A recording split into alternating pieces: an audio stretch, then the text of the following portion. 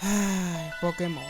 Una saga de videojuegos que lleva ya casi 30 años entre nosotros, siendo actualmente una de las franquicias más famosas del mundo. Y aunque a día de hoy tenga algunas cosas que decir, no podemos negar el éxito que todavía goza. Y no solo con la increíble calidad envidiable que sacan hoy en día, sino que brilla por otros medios, ya sean en juegos spin-off, juegos de cartas, anime, manga, peluches, películas, Vaporeon, en casi cualquier medio aparte del videojuego. Pokémon es reconocido, pero tal vez existió un momento en la historia en el que esta fama que tiene nunca alcanzó el punto en el que estamos hoy en día. Es más, se podría decir que Pokémon Oro y Plata sí hubiesen llegado a ser el final de la franquicia como se tenía previsto. Y ese momento fue el nacimiento de uno de los rumores que a día de hoy son parte de la historia de toda la industria de los videojuegos. Y ese fue, sin lugar a dudas, el mito fugaz de los Pokégots.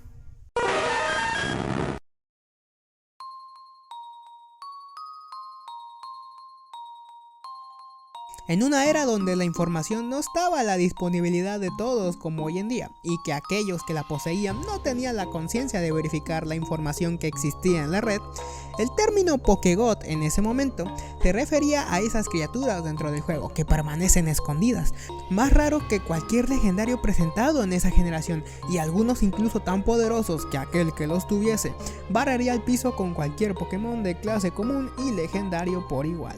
Y ya al fantasear con una fuerza rivalizando a dioses es que el término Pokégot fue hecho, que es la combinación de Pokémon con la palabra Dios en inglés.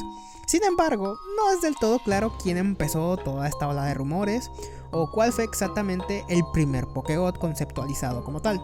Pero si buscas algunas imágenes de los Pokégots encontrarás entradas de la Pokédex de los susodichos, y en algunas de ellas se podía leer el dominio www.pokemonfactory.com. O en algunos casos encontrarás que nos dicen .f3d.net, pero el caso es que ninguno existe ya a día de hoy. No sé si con los métodos modernos de ver páginas web ya caídas funcione con estos sitios, pero el caso es que Pokémon Factory era un sitio donde alojaban las famosas imágenes irrefutables de los usodichos Pokégots. Cabe recalcar que aunque existen diseños que al menos intentaban dar el pego de ser reales, porque pues a ver, para la época no era difícil de creer que eran posibles, existen diseños que por otro lado andaban muy alejados de lo presentado en el juego. Me resulta difícil de creer que alguien en serio se haya creído que esto siquiera era posible de conseguir. Dentro de la fama que consiguieron los Pokégots en ese tiempo, los más famosos eran evoluciones o conceptos diferentes de Pokémon que ya existían, ya sean más variaciones de fantasmas tales como Frosome y Hellraiser, evoluciones o formas alternas del Pokémon Fantasma Hunter. En el caso de Frosome se trata más de lo que conocemos hoy en día como forma regional, porque si mal no recuerdo su entrada decía de forma resumida que cuando un Hunter se encuentra en las montañas heladas se convierte en Frosome. Por otra parte, Hellraiser es la forma de una dimensión alterna del susodicho Pokémon, una donde es un cazador de almas errantes o algo así. En unos casos eran fusiones, algo curioso ya que probablemente el concepto de Pokémon fusionados con otros no se planteó hasta que salió ese capítulo donde Gastly hace aparición haciendo ilusiones a los protagonistas, siendo allí donde muestra la fusión de manera de broma, siendo así el nacimiento de Venustoise, el nombre de dicha fusión entre Venusaur y Blastoise, que dicha aparición fue suficiente como para que varios fans trataran de confirmar su existencia dentro del juego, haciéndolo por ende uno de los Pokégots que seguía vigente en su época. Pero no fue la única vez donde el anime daba indicios de Pokémon que no se encontraban en el juego principal. Les recuerdo que el anime fue lanzado por primera vez en el año 1997 y su segunda generación fue lanzada en 1999. Si tomamos en cuenta que las versiones rojo y azul salieron en 1996, nos da una ventana de 2 años. 2 años en el que diversos rumores de Pokégots estuvieron vigentes. ¿Dónde chingados consigue un Togepi? ¿Qué Pokémon voló por el arco iris en los primeros episodios? ¿Por qué Vaporeon es el más compatible para...? Bueno, ya ustedes ya me entienden. Y no solo el anime daba indicio de criaturas que al final no se encontraban en el juego, sino que el mismo juego de Pokémon daba dichos indicios. Si no es el primer video de Pokégots que ves, ya te sabrás el mito detrás de Pikablue, una supuesta evolución de Pikachu o de Raichu, pero siendo de tipo agua. ¿Por qué esto se planteó en primer lugar? Pues resulta que en los juegos, en la Isla Canela, existe un NPC con el que puedes intercambiar un Raichu por un Electrode, pero resulta que si le hablas después del intercambio, este NPC dirá que su Raichu ha evolucionado, algo aparentemente imposible porque de Raichu no sigue nadie, no tiene una evolución. Pero a ver, lo que realmente pasó aquí fue más un accidente al trasladar el idioma. En las versiones japonesas lo que se intercambia son un Kadabra y un Graveler, Pokémon que sí evolucionaban por intercambio, lo cual dicha frase del NPC sí cobraría sentido. Cuando se trasladó, los Pokémon por algún motivo cambiaron, pero gran parte del diálogo no se adaptó bien. Eso es todo. Pero esto no solo era la única prueba de que dicha evolución existía, sino que también esta imagen ya circulaba por la red en esa época. No se tenía conocimiento en ese entonces que dicha imagen fue un diseño temprano del Pokémon Merrill, que salió a posteriori en la segunda generación de Pokémon, pero que en su momento fue de los que más estaba vigente. Por ahora nos hemos limitado a mencionar los Pokégots verdaderamente relevantes, por así decirlo, pero si hubo algo igual de sonado, sin duda fue las supuestas maneras de obtenerlos.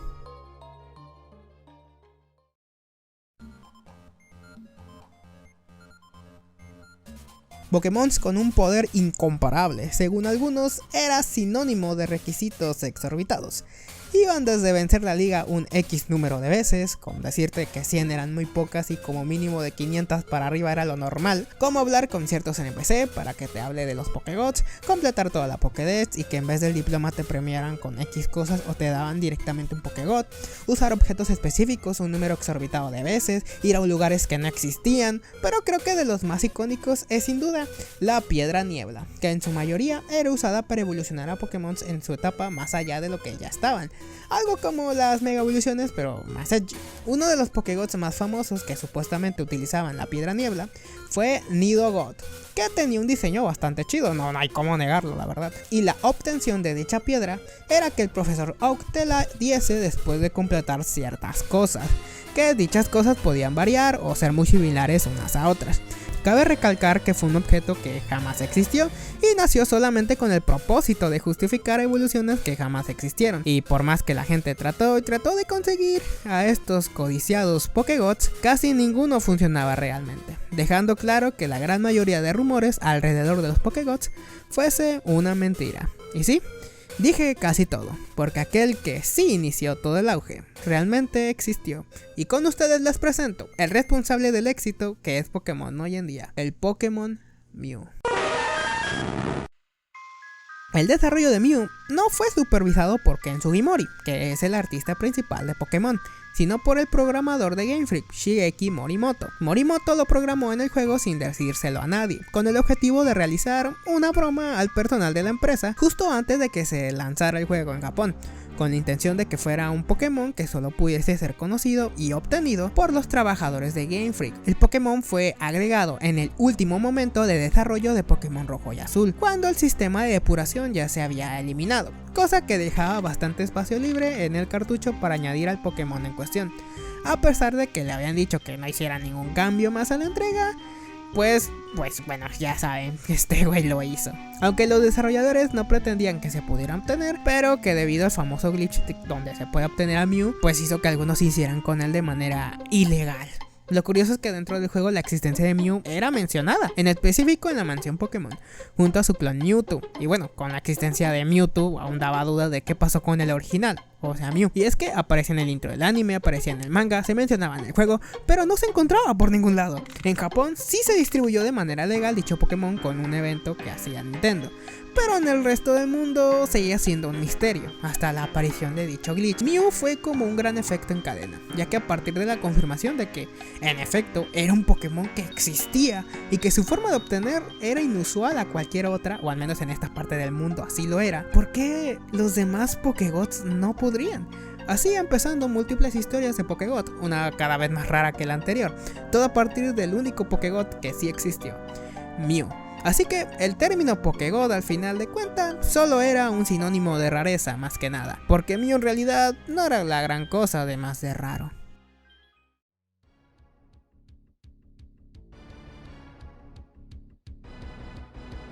El auge que tenían los Pokégots se fue apagando muy rápido, y podemos decir que aquello que lo sepultó fue el estreno de la película de Mewtwo Contraataca, ya que en ese entonces los leaks de antaño mostraban imágenes de la película que se estrenaría en 1998. donde mostraban el Mewtwo con armadura. Algunos diciendo que se trataba de Mewtwo, otro Pokégod que bueno, sí existía Mewtwo porque no podía existir un Mewtwo, ¿verdad? Tenía lógica según algunos. Y junto a esa película se estrenó un corto donde aparecían Pokémon de la segunda generación. Y entre esos el famoso Pika-Blue, pues en realidad era Marill y pues no era nada especial. Y no tenía nada que ver con Pikachu realmente. Pokémon ya estaba en un auge, pero el tema de los Pokégods ya no tenía ningún sentido. Algunos consideran a Misigno como parte de los Pokégods que existieron, pero personalmente pienso que Misigno tal cual es una cosa muy alejada de lo que se tiene planteado que era un Pokégod. No lo sacabas porque era poderoso o era raro, lo sacabas por curiosidad o cosas del estilo. No pienso que tuviese esa chispa que hicieran que lo consideraran un Pokégod, pero la historia de los Pokégods no terminó allí realmente. Aunque en la segunda generación los rumores y mitos apuntaban hacia otro lado, y ya no en los Pokégods, sí existió algo parecido a un Pokégod. Y estamos hablando de Celebi, que en cambio de Mew, personalmente no recuerdo siquiera una mención de Celebi en el juego, como pasaba con Mew en la mansión Pokémon. Pero en este caso sí fue mucho más exclusivo que Mew, ya que solo era posible de obtener a Celebi mediante un adaptador que conecta al móvil. Sí sé que es extraño, pero por eso se distribuyó solo en Japón. Una vez hechos los pasos correspondientes, tenías que ir al centro Pokémon a que una enfermera te diera la GS Ball. Así es, la GS Ball. Oh, la mítica Pokébola que olvida el anime. Tal vez algún día haga un video corto sobre eso, porque es curioso lo que pasó con eso realmente. Una vez que la llevases a examinar con César, o no sé cuál es su nombre en japonés la verdad, y esperar un día, se activará un evento en el bosque, el cual hará que Celebi aparezca, teniendo la opción de atraparlo. Dice, tal vez no tenga las características que definieran un Pokégod, pero ya en la segunda generación de Pokémon tenían mitos, misterios, curiosidades que no dependían tal cual de Pokégods. Tal vez el último vestigio de Pokégods, si es que aprendemos a estirar el chicle de a huevo, fue en la cuarta generación, con el descubrimiento del movimiento Sentencia.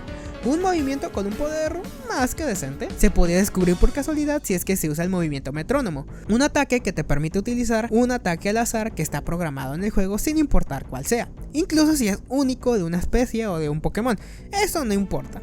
Pero el movimiento Sentencia no le pertenecía a ningún Pokémon visto aparentemente, y solo estaba registrado uno que no se podía acceder: Arceus.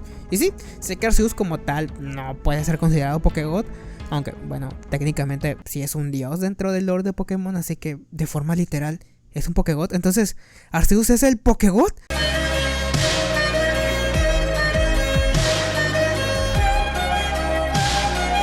A diferencia de Celebi, Arceus jamás tuvo un evento de forma oficial. Tengo entendido que se distribuyó así sin más como un Mew, lo cual no entiendo porque su evento está literalmente programado en el juego. Solo era de dar el objeto y dejar que el jugador lo active. Pero bueno, a veces Game Freak es misterioso, supongo.